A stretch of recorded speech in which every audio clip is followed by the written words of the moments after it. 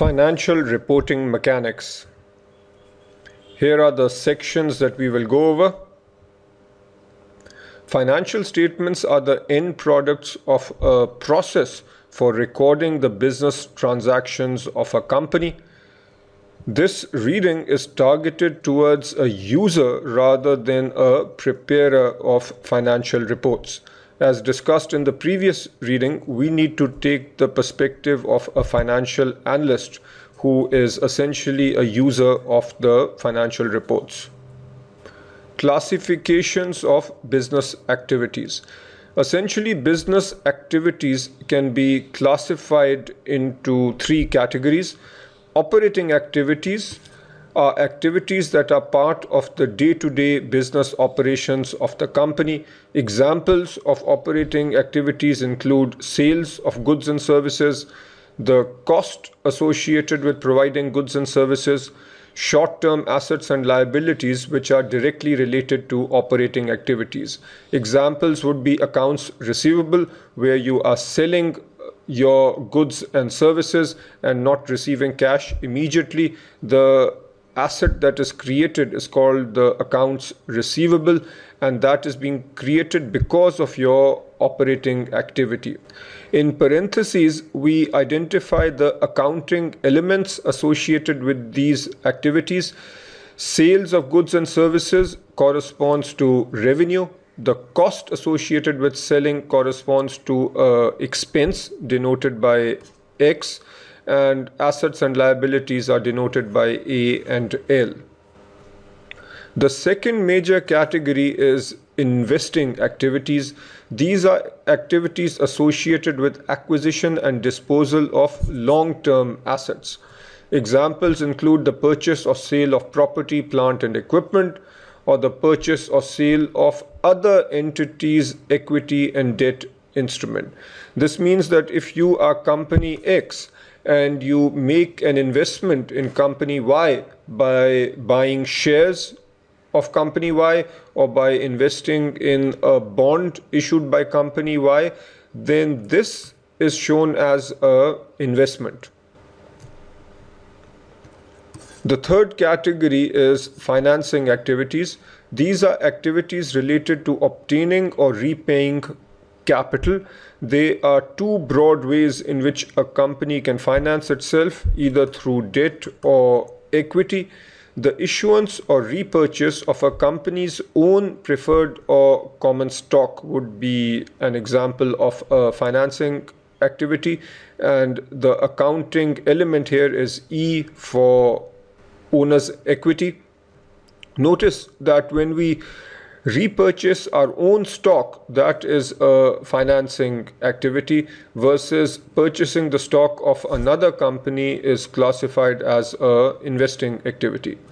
The issuance or repayment of debt is also a financing activity, and the accounting element is L or liabilities, and dividend payments are also considered financing activity because this represents the flow of funds from the company to the shareholders. Accounts and financial statements. We have talked about the five major accounting elements: assets, liabilities, owner's equity, revenue, and expenses. The assets are the economic resources of the company. Liabilities are the creditor's claims on the resources of a company, or you can think of liabilities as a future obligation. Owner's equity is the residual claim on those resources. So as we'll see later, owner's equity is equal to the assets minus the liabilities. Revenues are inflows of economic resources. So when a company sells goods and services, the money that flows in is revenue.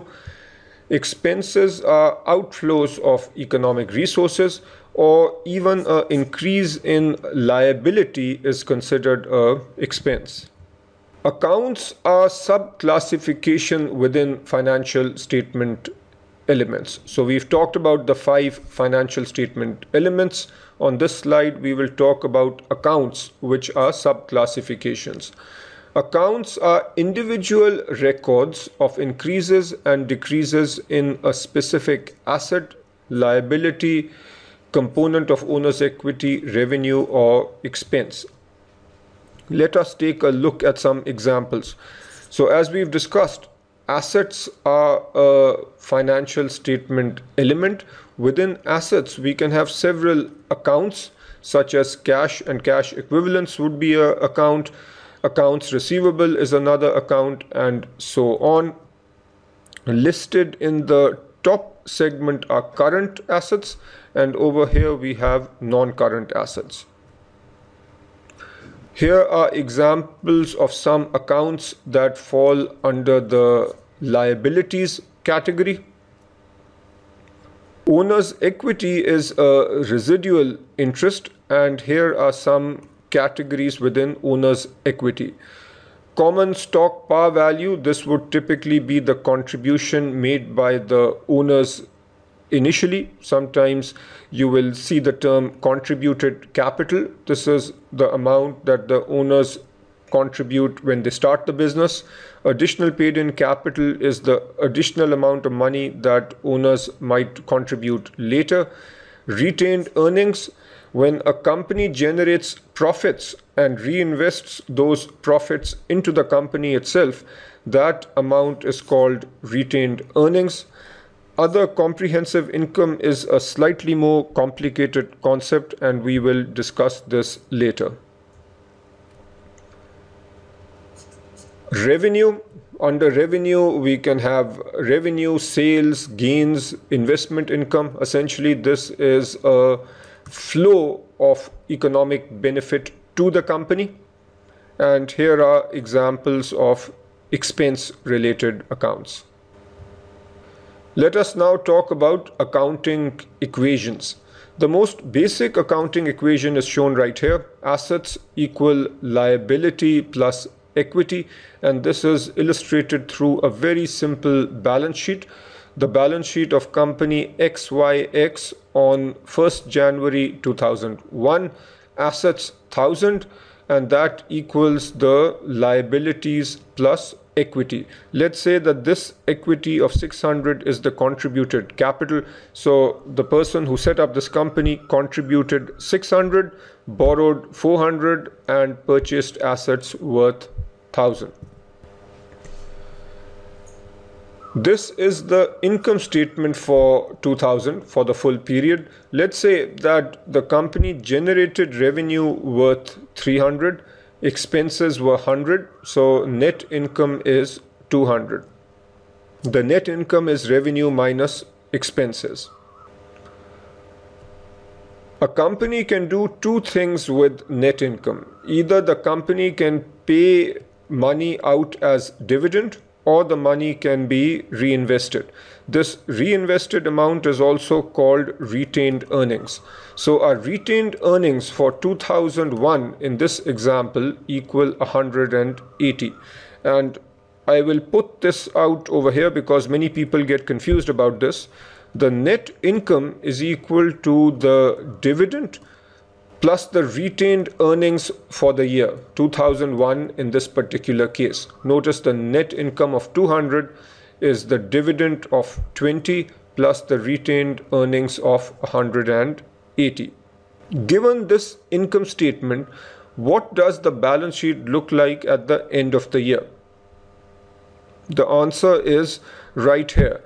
Notice that the equity has gone up by 180. So from 600, the equity has gone up to 780.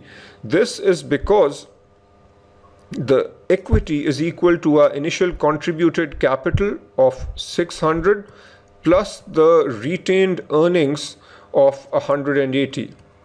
That gives us 780. The assets have also gone up by 180 because our liabilities are the same.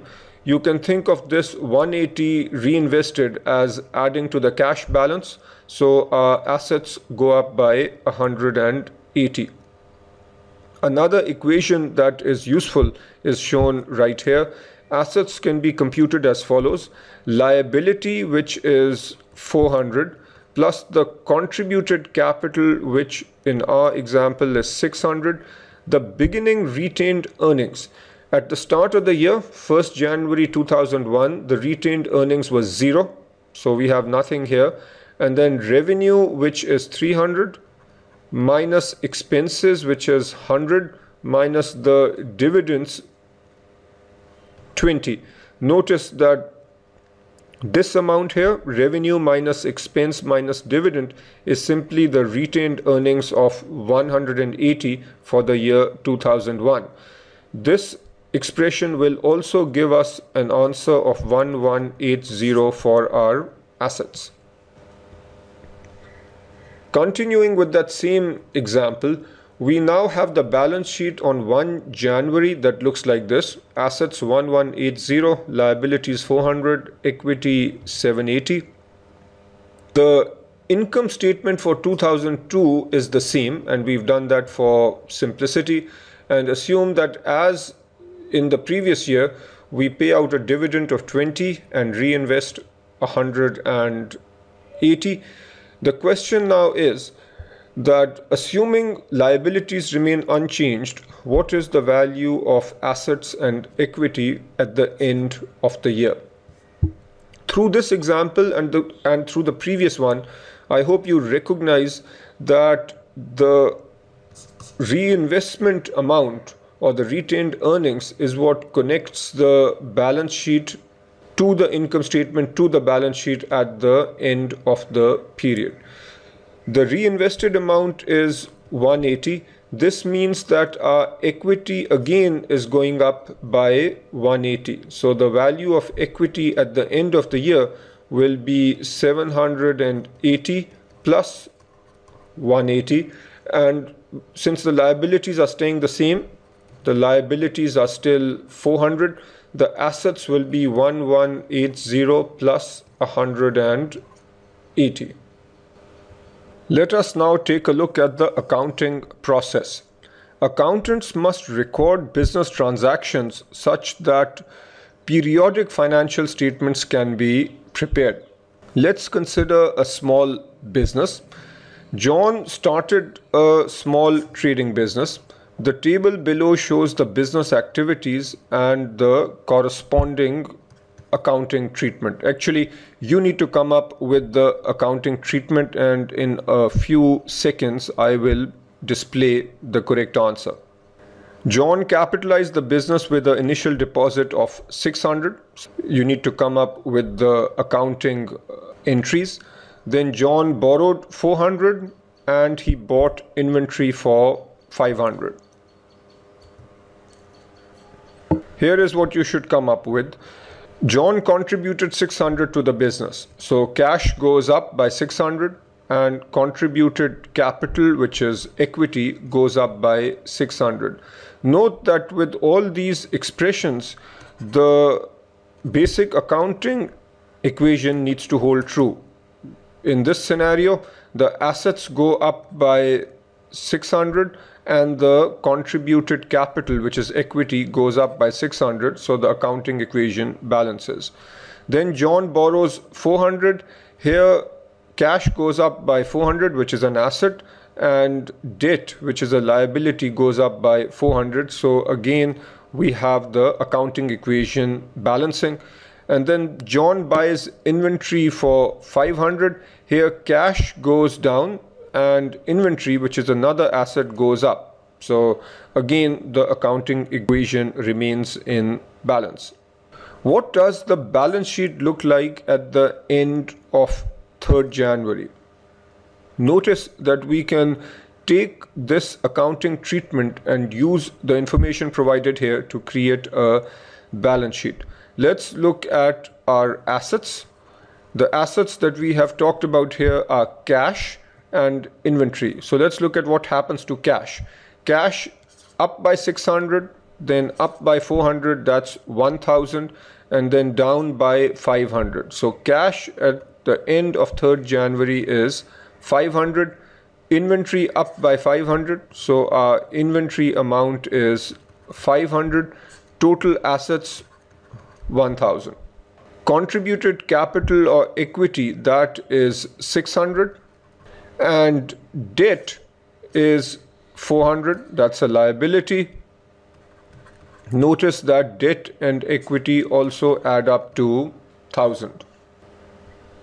John sells his inventory on 20th January for 500. This was $500 worth of inventory. So what are the accounting transactions for that? Plus he pays rent. You need to show the accounting transaction for this also. Here are the answers.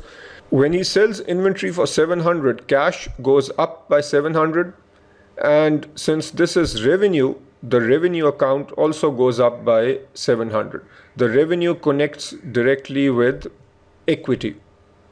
When revenue goes up, that means equity is up. We also need to show inventory and cost of goods sold.